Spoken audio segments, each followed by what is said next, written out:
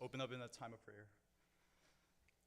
Father, I just want to thank you today for this privilege, this opportunity to just speak your truth, speak your wisdom, and speak your providence in here at Tree Church, Lord. You've been so good, Lord, to me this past month, and I just want to impart every blessing, every moment of awe that you've just shown me this past month, Lord. Just speak your truth through me, Lord. Speak your wisdom. Just guide me through this, Lord, and that everything you just want me to say is said here today, Lord. In your name I pray, amen. Hi, I'm Subin. I'm incoming second year at UCSP now, and this past summer I had the real privilege, through the support of Tree Church, to go on a 1-month mission trip to Cambodia. Could we get this? I was able to just go with a team of 13 students and 2 team leaders, and basically from the month of July to late June, I trained for the trip, and we spent the entire month of July there in Cambodia. So for those of you not familiar, I guess, so Cambodia is a country located right there in Asia, yes, and next to Vietnam. It's a very underprivileged third world country, and my team traveled between the capital of Phnom Penh to the smaller province of Siem Reap, as you can see there. So basically traveling those about 8-hour distance between those 2 provinces. So we could go on. How I'll structure this is I'll kind of go over 3 main ministries that we were able to encounter and work with. So the first one is ITCS, or International Theological College and Seminary. So to preface, Cambodia is less than 3% Christian. So for there to be a seminary school is an extraordinarily rare occurrence. And I think one of my prayer requests going into the trip was, how will God show me what it means to live the missional life back home? Because I think often it's difficult to see or live out your faith in a missional manner at home because of the comfort, because of just the daily life circumstances. And so I wanted to gain an appreciation and perspective for what it meant to do ministry here, to serve God's kingdom here. And my underlying expectation was that he would show me this through missionaries, traditional missionaries from abroad who were working in Cambodia. And I'll get into this later, but he absolutely did do this. But I think through ITCS, something I really was able to be blessed by is how the locals live out their faith, and how their faith is so, their convictions are not really like out of leaving a life behind like traditional missionaries, but purely out of joy and love for the country and hope for Christianity and God's kingdom in the nation of Cambodia. And to I guess just witness that, to be a part of their work, to be a part of the labors that God has already placed there was just an extraordinary privilege. And I think working with them, it really showed me like this is what it means to kind of live out your faith in your community, in your home, in your families. Because a lot of these students, they left their families, they left their homes just to pursue an education in seminary and an education in the gospel, so they could eventually go back home and speak of it there. So it's an incredible sacrifice for them, and just their joy and just lasting just happiness I saw and was able to be a part of, I think was one of the biggest blessings I had during the trip. I think moving on to Tim School, this is our second ministry. Tim School, this is our second ministry, and this is where we went to the smaller province of Siem Reap, where we stayed for around 2 weeks. So I think here, the physical circumstances got a lot worse. We were sleeping in a small little cabin with basically no windows, lot of bugs, a lot of lizards, a lot of spiders. Don't like that. But I think I was really touched by this ministry in a lot of ways. But I'll talk about one, I guess, struggle and learning curve I had. So going into the trip, I was really, I guess, questioning like why I was here, what my purpose was, and since we stayed at Tim School for around 2 weeks, I kind of thought my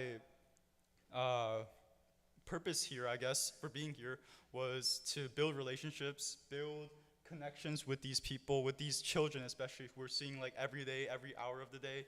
And so just being with them 24/7, basically, the same kids for two weeks straight. I thought, yeah, I meant to make a connection here. I meant to provide my own insights, provide whatever I can.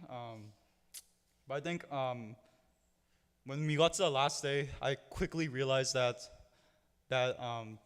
building relationships is not exactly my purpose here. These are kids. They'll eventually forget, whatever I tell them, or whatever. They'll probably forget my names. They probably have already by now. But what's important, I think I realized, was that through prayer, was that I'm not here to make an impact myself. I'm not here to just share whatever my experiences are, whatever my faith journey is, but it's really just to really help the long-term missionaries that God has already planted there. And I think that goes back to kind of me also thinking that Cambodia was a broken country going in, and seeing the Christian landscape as pretty barren, pretty dry. But what I quickly realized here, especially, was just how fruitful it was, just how plentiful it was. And I'm really brought back to a particular verse, Matthew 9:38, where it says that the harvest is plentiful, so send the laborers into the harvest field. And it's so true. I think that's how Cambodia is a harvest. It's plentiful. It's full. It's just full of hope, full of life, and just that what I'm there to do is just work in whatever is already going on there and help the missionaries, help the seminarians, help the teachers that are already there.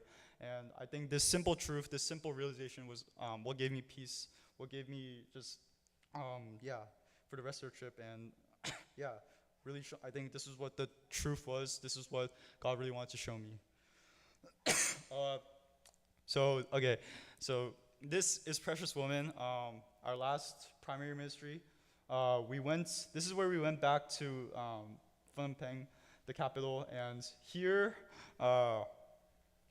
so probably the most mentally disturbing and probably just difficult part of the trip, but I was really blessed by it in a lot of ways too, because so Precious Woman, it deals with women's rights, women's just, I guess for context, women basically are stripped of a lot of rights in Cambodia. They're not educated often. They're just like, it's a very conservative culture there, so they're not really just fit to receive an education, fit to receive a lot of careers. And a lot of times these women are often persecuted, often just exploited and easily manipulated because of their lack of education. So Precious Woman in particular is about women's education, women's rights, and just to see to see how broken Cambodia was in terms of just how they treat women, how they treat the education of women.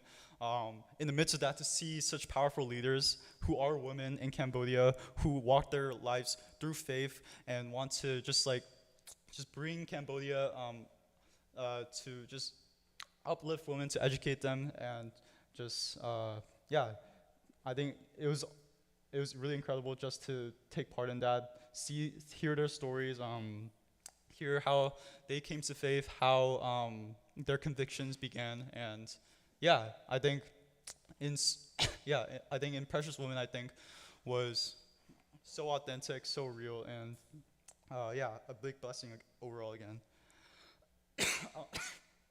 So there it is. So I think I just want to share one more thing is that so during Precious Woman, we would walk through these villages basically and talk to these different families, these different just families in these villages who are really, really poor and underprivileged. But I think walking through this, I remember one time we ran into a Christian family, and which is, Cambodia is less than 3% Christian, so to see that is, really crazy to kind of run into a Christian family like that, and to kind of just hear these, the stories of these people, the stories of these families, whether it's tragedy, whether it's just joys or happiness, or hope. I think just taking all that, I think was something I couldn't get anywhere else, and and I think in so many ways that it's just shown me and humbled me, I think, to just more than of course embrace prayer back at home more, and just also just continue to gain perspective on what it means to live the missional life back home, and with joy, with faith, and with love.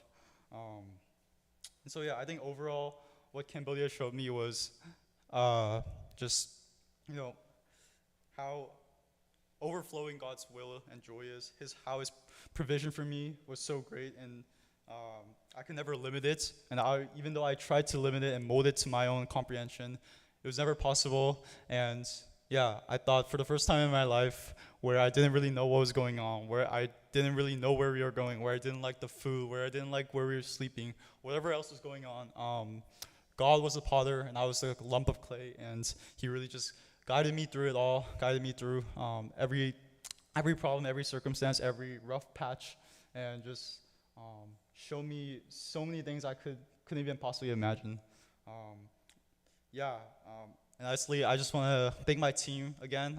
There's no other people in the world I would want to go with again on this trip to Cambodia.